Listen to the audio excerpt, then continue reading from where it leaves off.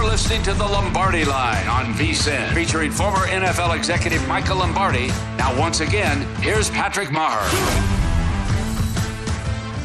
If you missed any part of our show or anything on the VSiN schedule today, don't forget to check out our free sports betting podcast. Catch replays of all our shows or download and listen on your schedule. Go to VSiN.com/podcast, where we have a fresh episode of the GM Shuffle with Michael and Femi Abebefe up now.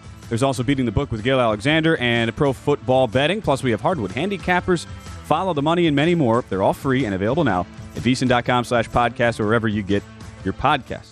I heard it was a very very energetic podcast Monday morning with Femi there, Michael. You guys had just a few topics too. Oh, I got to get my man Femi. You know, he's holding a Tua ticket underneath his seat. He just won't admit it for MVP. I know he's got one. He won't admit it. Hey, breaking news from Adam Schefter before we bring Meghan Payton in. Yep. Von Miller out for the year, ACL tear. Wow. So the Bills are not going to get any help from their pass rush coming back with Von Miller. You know, they signed him to a huge contract, hopefully to get him over that hump with the pass rush, and unfortunately, he didn't stay healthy. Tough break for a Buffalo linebacker core anchored by Von Miller. What will they look like now the rest of the way? And Miller, at least in the Bills here, 9.5-point favorites against the Jets. We haven't seen the market move. He was, again, already going to be on IR, so that will not change anything with the line. But that is very significant considering a Super Bowl contender like the Buffalo Bills. All right, let's bring in Meghan Payton right now. So nice of her to rejoin us. There's Meghan from L.A., outstanding betting analyst for Wager Talk. Meghan, it's been awesome to see your work here since joining them this fall. We were talking Saints last segment, though. I remember you had you on preseason. You loved the over on the Saints, and yet another late game mismanaged loss. It seems like they should be right there, and yet it's just not working out there for the Saints. Well, first of all, hi, Ben. Hi, Michael. I appreciate you guys having me on here on Wednesday. And you're absolutely right. There's, we kind of get to this point in this season where we look back at the statements that we made preseason, week one. Some are right, some are wrong. And one aspect that I was definitely wrong on was the New Orleans Saints.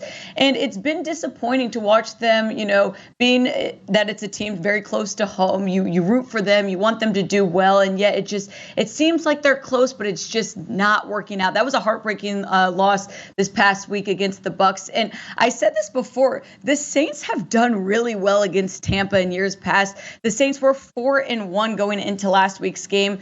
Now, of course, they can't get it done. I'm hurting for this New Orleans team. I think the season's kind of over, but it is funny when you look at the South. There is still a possibility that they make it into the playoffs with just how bad the NFC South has been as a whole this season. Yeah, I mean, Megan, they got Atlanta coming off the bye. They still have Carolina. They go to Cleveland and Philadelphia. The Philly game might be meaningless. I mean, Philly might rest their players starting at the first of the year because of how everything locked up. But it was. And, what I think gets lost a little bit in the Saints conversation, they've had so many injuries, Yeah. Their first-round pick, Penning, was on IR. Now he's back. Lattimore's been hurt. I mean, they've got so many guys that they haven't been able to get any continuity going. And probably the most disheartening thing about the Saints this year is Kamara hasn't been the Kamara that we've known and loved in the past. And if he's not operating at a high level, it's really hard for the Saints offense to go. Mm-hmm. I completely agree. And Meghan, for those who don't know, her dad, Sean, used to coach the Saints for quite some time. Only won a Super Bowl there. It was pretty good. And now, Saints struggling right now, out of the playoff picture at the moment at 4-9. Team they just played, though, Meghan, the Tampa Bay Buccaneers, as Michael and I talked about last segment, now go to San Francisco off the come-from-behind win, catching 3.5, facing a elite defense. And so from both sides here, from the player prop standpoint, what do you do first for a Tampa offense that has looked so disjointed, now with a big step up in class going up against an elite defense there in the Niners? Well, guess who we saw back? Leonard Fournette can run the ball. Who would have known? Rashad White and Leonard Fournette together. It was working out last week against the Saints, so I hope that they can bring that. They're going to want to bring that against a 49ers defense, though, that is top in the league. The interesting thing here, I think most people are a little bit forgetting about the Bucs because the big news for this game is quarterback Brock Purdy, Mr. Irrelevant. He's getting a shot. This is going to be quite interesting for a Niners team that really has a good chance at making a long run in the postseason, even with Jimmy G out for the year or potentially coming back for the NFC Championship if they do make it there. The Niners still have the third best odds to win the NFC, and they have the fifth best odds to win the Super Bowl.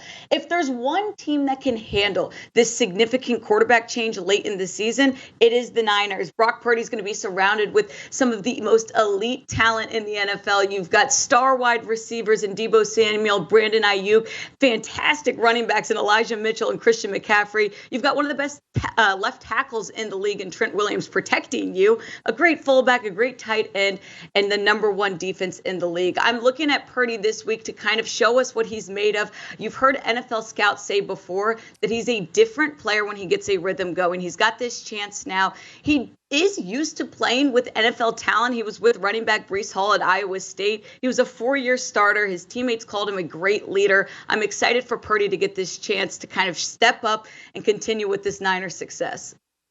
I agree, Megan, and I'm not giving up on the Niners. I mean, look, since before the bye when they beat the Rams, they've forced 9 turnovers. They've only committed 2, so they're +7. So they've really cleaned that up. No team can run the ball on them. I mean, the Bucs, this will be a 50-pass game to me for Brady. It's going to have to be because they're not going to be able to run the ball on this front. Right. But I think what Purdy has an advantage that nobody talks about is the 49ers are built for yards after the catch. Samuel, great with the ball in his hands. McCaffrey, great with the ball in his hands. Ayuk, Kittle. He doesn't have to be a hero. All he's got to do is complete 8 or 9-yard passes, and these guys will turn him into 25-yard gains. And so if he just plays within himself. Yeah, you don't have to worry about being this elite Patrick Mahomes player. That's not the way that the Niners offense is set up right now. Brandon Ayuk literally was called Yak in college for yards after the catch. He just can't mess it up. The one issue, I think, if you're a Niners fan, you're not celebrating the fact that Jimmy G's hurt. This is a loss.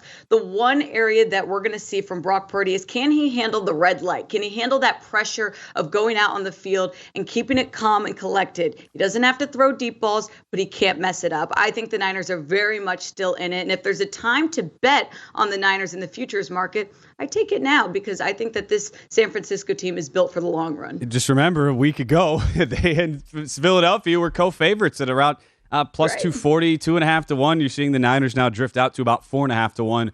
Could be a buy low point in the market if you missed any of the early numbers when the Niners were in that 8 or 9 to 1 range.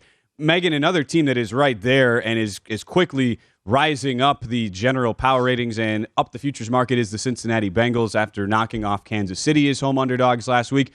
Divisional rematch now with a Cleveland team that smacked the Bengals around on a Monday night right before their own bye a few weeks ago. What's your angle here looking at the way Joe Burrow and Jamar Chase now do seem to be back on the right page with Chase here healthy and into the lineup? Well, right now we're seeing this Bengals team trending massively upwards. And you look at the AFC North as a whole, I'd say the Baltimore Ravens are trending downward. So I'm going to look at a Bengals team that's kind of owning the AFC North right now, though they right now are not number one in that division. Going up against a Browns team, I don't think the Bengals are going to have too much of a problem. Samaje Perine, he's been fantastic with Joe Mixon out. Perine had over 100 rushing yards this past week. So we're seeing him able to fill those shoes. And Jamar Chase back in the lineup against the Chiefs last week with over 90 receiving yards. I like where this Bengals team is headed. It kind of reminds me a little bit of last year when we were looking at the AFC teams just like this year. We're all going to talk about the Chiefs, the Bills, and we're going to forget about the Bengals. But the Bengals were able to go to the Super Bowl and make a big postseason run. I think we're going to see similar this year. And, against the Chiefs, they've really done well. I like where the AFC North is headed, and I think Cincinnati's going to own this division yet again. Yeah, I do too. And I mean, when you look at their numbers, they're on a steady climb. There's no doubt their offensive line is playing better. I was really impressed with Perine. I thought he ran hard, gave him quickness. And, even though Hayden Hurst may miss this week's game, they still have enough weapons, and they've got to revenge that horrible loss in Cleveland, where Cleveland was able to run the football on them. So that's great motivation for a team. When you lose to a team before and you don't play your best, even though you're riding high, you're going to come out and play well. I think this Bengal team is shown me more toughness than I anticipated going into the year, and I think Burrow is playing at such a high level. Hard to believe, Megan. Plus 115. I mean, you can still get, and you say they're second technically in the division. That's only because Baltimore has the tiebreaker. Teams have the rematch week 18, and we know Lamar Jackson is firmly in that week-to-week role with his injury that we just saw last week with the knee. So, I mean, you're still getting plus money to win that division if that's a future angle you want to look at.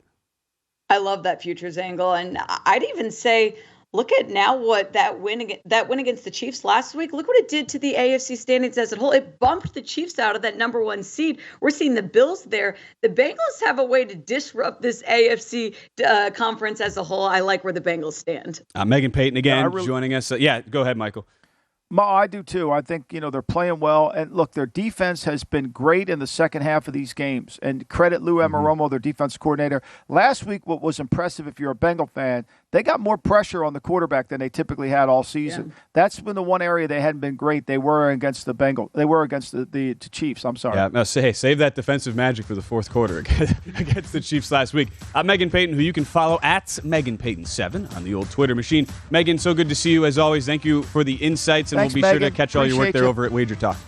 Thank you guys very much. Megan. I always love coming on. I appreciate you having me. Go to VSiN.com/subscribe to become a VSiN Pro subscriber today.